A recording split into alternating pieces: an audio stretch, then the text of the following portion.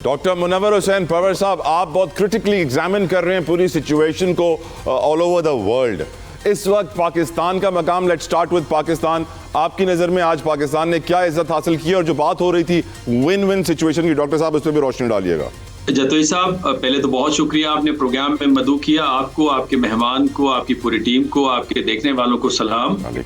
देखें, ये पूरी दुनिया की जीत है और ये अगर शिकस्त है तो वो भारत और इजराइल की शिकस्त है। जो वो नैरेटिव कंस्ट्रक्ट कर रहे थे, जो बयानियां बना रहे थे, ये उसकी शिकस्त है। जो उनकी 3D पॉलिसी थी, डेमोनाइजिंग, डिस्टेबलाइजिंग, डिट्रैकिंग पाकिस्तान और साउथ एशिया में जो ममालिक हैं और मुस्लिम दुनिया है, उसको किसी हद तक नाकामी हुई है। लेकिन मामला यहाँ रुकता नहीं है, मामले को आगे लेके जाना है, मामले को कामयाब बनाना है और कामयाबी के चांसेस 70% बिल्कुल वाज़े तौर पर नजर आ रहे हैं।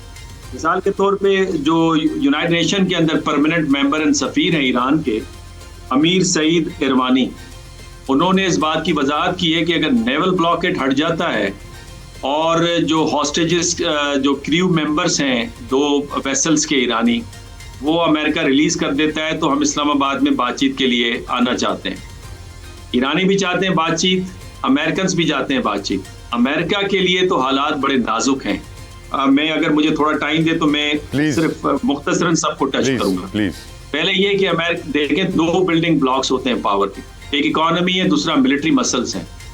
मिलिट्री मसल्स की जो क्रेडिबिलिटी है वो बुरी तरह डेंट हुई है इस वॉर के अंदर और यही वजह है कि जो पेंटागन के चीफ हैं जनरल डैन कैन, उनके हवाले से जो नई खबर आई है, लेरी जॉनसन ने उसका इंकशाफ किया है, जो 1980 की दहाई और 90 की दहाई में इंटेलिजेंस के एजेंसी के अंदर बड़ी अच्छी पोजीशन पे थे, स्टेट डिपार्टमेंट के अंदर भी उन्होंने काम किया, कि न्यूक्लियर बटन का मामला जो है उस पर जनरल डैन कैन ने मुखालफत की। जब इस जंग का आगाज हो रहा था तो प्रोफेशनल अंदाज से उन्होंने इसके कंसिक्वेंसेस की तरफ भी निशानदेही की थी। जेडी वेंस साहब ने भी की थी। इसके अलावा स्टेट डिपार्टमेंट परेशान है, पेंटागन के अंदर खामोश बगावत नजर आ रही है। अमेरिका की जो 20वीं सेंचुरी की जो वॉरफेयर है, इसमें नो डाउट उनके पास बहुत ही कमाल का फायर पावर है। 24 घंटे 48 घंटे में मेजर वॉर कहीं भी दुनिया के हिस्से में वो उसका आगाज कर सकते हैं। दूसरा मसला है इकोनॉमी।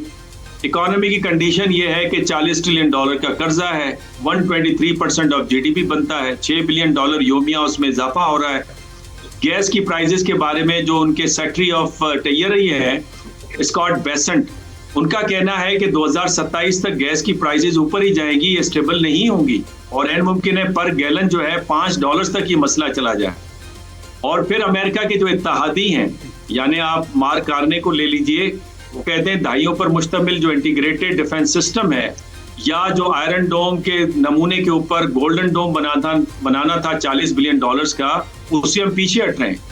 यूरोप इस वक्त डिमांड कर रहा है कि इजराइल के साथ जितनी भी ट्रीटीज हैं उसको तोड़ दिया जाए, सस्पेंड कर दिया जाए, एटलीस्ट सैंक्शन किया जाए। स्पेन तो कह रहा है सैंक्शन करें, डेनमार्क कह रहा है आइसोलेट करें ना। वियतनामीज, ताइवानीज जो हैं वो इस वक्त चाइना के साथ राब्ता कर रहे हैं।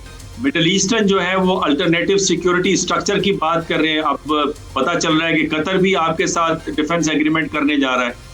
और जो क्वाड है आपका, जो पाकिस्तान, सऊदी अरब, मिस्र और तुर्की का है, इसमें दूसरे ममालिक भी ख्वाहिशमंद हैं कि वो इसका हिस्सा बने।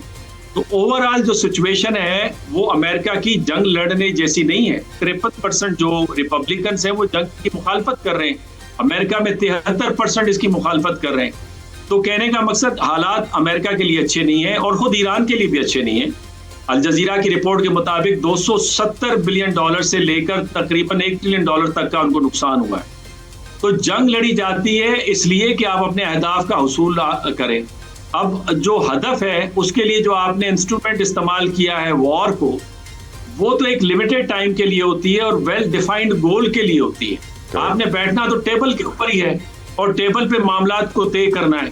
उसका माहौल पाकिस्तान ने बनाया है और यही वजह है कि इस वक्त अमेरिका में जो 2026 के इलेक्शंस की मीडिया एनालिसिस आ रही है, उसमें for the first time in the history of America Pakistan का तस्करा हो रहा है कि पाकिस्तान स्टेबलाइजर है मिडिल ईस्ट में, मीना रीजन में, उसका होना वहां पे जरूरी है। और वो सजेस्ट कर रहे हैं अमेरिका को भी कि वो जो अपने माशी और तस्वीराती जो ताल्लुकात हैं और अलायंसेज हैं उसको रीमेक करे, नए अंदाज से आगे आए। वो विन विन सिचुएशन का जिक्र कर देंगे भाई, पाकिस्तान की विन विन सिचुएशन है कि नहीं? बिल्कुल पाकिस्तान की है, पाकिस्तान का कदोकाठ बड़ा है और ये तो ईरानी भी तस्लीम कर रहे हैं, अमेरिकन भी, और पूरी दुनिया भी आपको फोन कॉल कर रही है। लेकिन इसमें जरूरी ये है कि हमारे मीडिया के लोग और कुछ गवर्नमेंट ऑफिशियल्स को they have to be very careful while giving any statement, और उससे ये तासुर न जाए कि आपका टिल्ट है, बिकॉज जो मीडिएटर होता है उसे स्ट्रिक्टली न्यूट्रल होने की जरूरत होती है। तो मेरा ख्याल है दोनों पार्टीज का ट्रस्ट है, इसे हमने विन किया है, और नतीजा जो भी निकले, ये जो क्रिस्टाइन फेयर है उनका कहना है नतीजा इस बातचीत का जो भी निकले, लेकिन पाकिस्तान ने तो अपने मौजूदा करके दिखा दिया, और सफारती और सियासी लिहाज पे उसका जो कदोकाठ है वो बुलंद हुआ है, और पाकिस्तान इस वक्त सफारती कार्रवाइयों का मरकज है दुनिया में। और जिस तरह आपके मेहमान ने बजा तौर पे कहा कि ये काम तो अक़वाम मुत्तहिदा को करना चाहिए था, पाकिस्तान ने वो काम किया है, तो जिम्मेदारी है, चैलेंजेस भी बड़े हैं। मेरा ख्याल है इंडिया इजराइल खामोश नहीं बैठेंगे, और वहां से जो बयानात आ रहे हैं कि ईरान से ज्यादा तुर्की और पाकिस्तान उनके लिए खतरा बन गए, तो we have to be bit careful. We have to be a bit careful. ये जो केयरफुल वाला वर्ड मुनव्वर साहब ने यूज़ किया, इसार साहब, इसको लेकर मैं आपकी तरफ आना चाहता हूँ कि हमें किन किन चीज़ों के हवाले से केयरफुल होना चाहिए। हम दुनिया के मसले तो हल कर रहे हैं, पर हमारे अपने घर के अंदर ही बहुत सारे मसले हैं।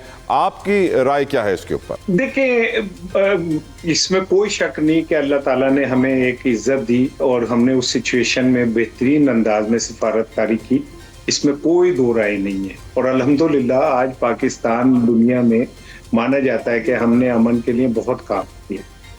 लेकिन क्या पाकिस्तान के अंदर भी ये बात मानी जाती है? क्या पाकिस्तानी भी इस बात से मुतमईन है? क्योंकि जब हम ही ना महके फिर साहेब तुम बादे सबा कहलाओ तो क्या, मैं तन्हा था मैं तन्हा हूं, तुम आओ तो क्या, ना आओ तो क्या। तो जब तक पाकिस्तानियों की जिंदगी के अंदर अमन नहीं आएगा, मैं समझता हूं कि ठीक है मौजे दरिया में पर बैरूने दरिया कुछ नहीं। पाकिस्तान में जब तक आप अमन नहीं लाते, अमन से मुराद पाकिस्तान में ये नहीं है कि कोई लोग गने पकड़ के फिर रहे हैं, इस सियासी इस्तेकाम जब तक आप नहीं लाएंगे, जब तक आप पाकिस्तान के अंदर जो लोग हैं उनका ये यकीन बहाल नहीं करेंगे कि जो उनका वोट की हुर्मत है, जो उनकी पॉलिटिकल आज़ादियां हैं। आज एमनेस्टी इंटरनेशनल की रिपोर्ट पढ़ लें आप जो आई है, तो जब तक हम अपने अंदर पाकिस्तान की तरफ, मैं बिल्कुल क्रेडिट देता हूं पाकिस्तान की क़यादत को जिन्होंने दुनिया के अंदर इतना अच्छा काम करके दिखाया। लेकिन ये अच्छा काम अगर हम ईरान को और अमेरिका को आमने सामने बिठा सकते हैं, जिन्होंने ईरान के 270 बिलियन डॉलर की इकोनॉमी तबाह कर दी बमबारी से, जिन्होंने वहां उनके सबसे मोहतरम कायद को शहीद कर दिया, जिन्होंने उनके साइंसदानों को शहीद कर दिया, उनके 150 से ज्यादा बच्चियों को स्कूल में शहीद कर दिया, उन्हें हम एक टेबल पे बिठा सकते हैं, तो हम आपस में क्यों नहीं बैठ सकते?